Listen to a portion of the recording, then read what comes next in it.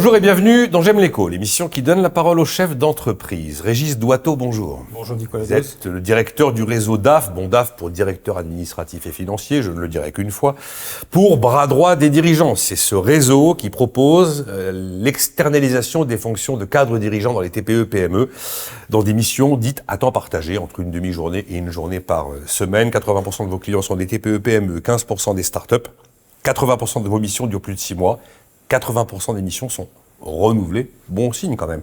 Et juste avant de commencer, je vous dis, mais il n'y a pas quand même une TPE en France, enfin une PME en France qui n'a pas de DAF déjà. Et vous me dites si. Si, bien sûr. Il y a des PME et même des ETI qui vivent sans directeur financier. Oui, tout à fait. C'est au fil de l'eau, les organisations évoluent. Alors, dans les TPE, PME, c'est assez classique parce que, en fait, c'est vraiment schématique. Vous avez des dirigeants qui sont tout seuls pour tout piloter, tout décider. Et qui sont pas structurés autour d'eux, il n'y a pas de comité de direction, etc. Donc on arrive dans ces entreprises-là. Ah, vous arrivez dans ces entreprises-là. Voilà. Ouais. Donc à côté de dirigeants qui sont isolés, je prends souvent l'image du dirigeant qui est pilote d'avion et qui est tout seul dans le cockpit, avec un tableau de bord complètement éteint. Voilà. Et quand il nous laisse monter à l'escale, on va s'asseoir à côté d'eux, en tant que copilote, et on va commencer à allumer quelques indicateurs sur le tableau de bord. Voilà. Pour imager le métier de DAF à temps partagé, c'est souvent ça. Alors, qu'est-ce qui va pousser une entreprise à externaliser sa fonction de directeur financier ? Alors, il y a deux cas d'entreprise, il y a deux profils d'entreprise généralement. Il y a les dirigeants qui font face à un début de crise ou à une crise prononcée, quelle qu'elle soit. Ça peut être une crise de trésorerie, une crise de rentabilité. Vous n'êtes pas un pompier, c'est pas votre boulot d'être un pompier. Non, mais il y a des dirigeants qui décident au pied du mur. Oui, voilà. qui viennent vous chercher quand il y a le feu. Voilà. Oui, d'accord. Donc ça, c'est le premier profil. Après, il y a un second profil où on a des dirigeants qui sont plus en avance de phase, qui anticipent la prochaine étape, croissance externe, structuration, mais qui ont détecté qu'il y avait des manques dans leur organisation. La différence entre les deux profils, c'est ça, c'est que dans le premier cas, tous les besoins ne sont pas forcément révélés dès le départ. Mais vous faites des métiers traditionnels, j'ai piloté un budget, s'occuper de la rentabilité, sécuriser la trésorerie, ce genre de choses qui sont, j'ai envie de dire, le b.a.-ba. Ouais. Alors vous faites très bien de dire que c'est le traditionnel, effectivement. Parce que pour moi, je suis pas DAF, mais ça me semble du traditionnel. Vous avez complètement raison. C'est-à-dire que les entreprises dans lesquelles on arrive, très souvent, il n'y a rien en termes de pilotage. Il n'y a pas de budget de trésorerie, il n'y a pas de budget d'exploitation. Donc quand je dis on vient allumer les lumières sur le tableau de bord, c'est ça. C'est ça, oui. On vient mettre en place les fondamentaux de gestion.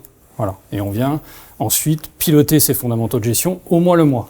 C'est pour ça qu'on parle de pilotage en temps réel, parce que ça permet aux dirigeants tous les mois de s'assurer que on est bien dans la trajectoire de stratégie qu'ils ont définie au début de l'année. Mais comment on fait une entreprise telle que vous la décrivez quand elle est avec son tableau de bord éteint et qu'elle va toquer chez le banquier ?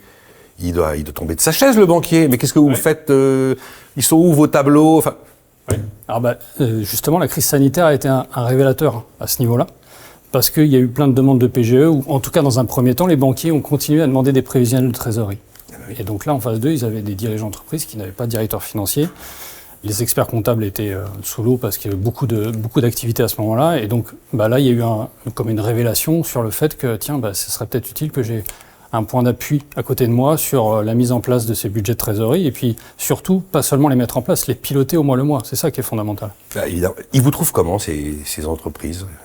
Ils nous trouvent par les réseaux sociaux, par la force de la marque aujourd'hui. Oui, la force de la marque aujourd'hui. On est quand même 150 franchisés sur la France, toute expertise confondue. Oui, d'ailleurs, vous en avez 34 des franchisés, 34, pour un réseau qui a vu le jour en 2019. En septembre, tout à fait. Et donc, voilà, c'est la force de la marque. Quelle est la promesse client ? Enfin, vous promettez des résultats, vous arrivez à les quantifier, à les valider, à les auditer ? La promesse client, c'est de mettre en place ce pilotage financier en temps réel. C'est-à-dire que ce que je vous disais, c'est que comme on part d'une feuille blanche, ça, c'est incroyable quand vous partez d'une feuille. Je ne reviens pas. Moi, quand j'ai démarré le réseau, j'étais très surpris parce que j'étais DAF de carrière, on va dire. Oui. Donc j'ai toujours été dans des entreprises qui étaient structurées. Voilà. Et en fait, là, on a aujourd'hui, la plupart des clients, il n'y a rien. Donc on vient mettre des fondamentaux, encore une fois. Donc soit il y a une comptabilité externalisée, soit elle est internalisée. Et puis voilà, ils pilotent à l'intuition. Et alors, les missions ont évolué aujourd'hui, parce qu'on peut imaginer le pilotage du BFR, le besoin d'un fonds de roulement, mais est-ce qu'il y a des nouvelles missions pour lesquelles on vient vous chercher, peut-être un petit peu plus experte, peut-être un petit peu plus technique ? Alors, le pilotage du fonds de roulement, ça reste la porte d'entrée principale parce que c'est là qu'il y a des manques. Ouais, c'est la question de vie ou de mort en plus. Donc, Exactement. Voilà. On parlait de crise tout à l'heure ou de début de crise. Après, effectivement, il y a deux nouveaux formats de missions qui commencent à prendre de l'importance. C'est la recherche de financement. que ce soit par subvention, financement bancaire, que ce soit auprès de fonds ou de business angels. Donc là, on peut intervenir... Ah, des levées de fonds même. Oui, tout à fait, des levées de fonds. Donc on peut intervenir à différentes étapes du process. Ça, c'est la première typologie de mission. La deuxième typologie de mission, alors, ce qu'on va appeler digitalisation, même si le terme est un peu galvaudé aujourd'hui, mais c'est gestion de projet informatique. Gestion de projet informatique, gestion de la transformation. Il y a la facture dématérialisée qui arrive. Donc... Oui, c'est un sujet de 2024. Hein. Oui, c'est ça. Tout le monde me présente ça comme une révolution. C'est une révolution, vraiment ? Ça va être une révolution. Ça va être une contrainte, donc une obligation. Hein. Voilà. Déjà, ça c'est le premier point. Le deuxième point, c'est que c'est une démarche de l'État qui va nous amener, va amener les entreprises à automatiser les déclarations de TVA, par exemple. Déjà. La marque, certains grugent la TVA, donc on se dit que c'est une méthode pour éviter que ça n'arrive. Donc ça va arriver, c'est un plan sur 3 ans. Hein. Les entreprises vont basculer petit à petit, mais c'est surtout que d'un point de vue organisation interne, il va falloir organiser les process d'achat et de vente différemment.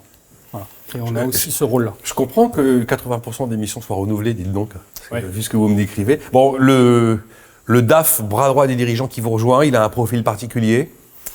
Alors, ils ont tous nécessairement au moins 10 années d'expérience. Ah, 10 années d'expérience, oui, d'accord. Ça, c'est le premier point. Ensuite, les parcours peuvent être variés. Ils peuvent être passés par la banque, le commissariat aux comptes, l'expertise comptable, mais ils ont tous été nécessairement, à un moment ou l'autre, directeurs ou directrices financiers en TPE-PME en France.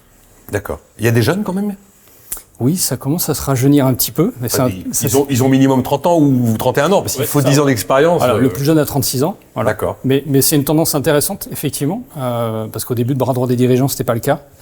Et aujourd'hui, en fait, on a des cadres qui font ces choix d'orientation de carrière très tôt et de plus en plus tôt. D'accord. Bon. 34 franchisés, vous couvrez quel coin de France ? On est assez bien répartis, à part la pointe bretonne, le nord, sur l'île, on a personne, et Cannes, Nice. En dehors de ces 3 zones-là, on est bien répartis à travers la France. Le problème, c'est que là, maintenant, tous vos franchisés, ils sont tous occupés, ils n'ont plus de temps disponible, donc il vous en faut des nouveaux. Effectivement, il y a des zones où, comme Toulouse, on est 3, bientôt 4, voilà. Et on est tous bien occupés, effectivement. Je ne reviens pas de votre histoire. Des entreprises, même des 100, 200, 300 salariés qui se retrouvent sans direction financière, sans pilotage de budget, sans truc Enfin, waouh. Bon, à mon avis, vous avez du pain sur la planche. Oui, je vous confirme. Voilà, il n'y a pas de problème là-dessus. Un jour, on fera un spécial facture dématérialisée 2024. Avec grand plaisir. Bon, merci Régis Doiteau, directeur du réseau DAF pour bras droit des dirigeants.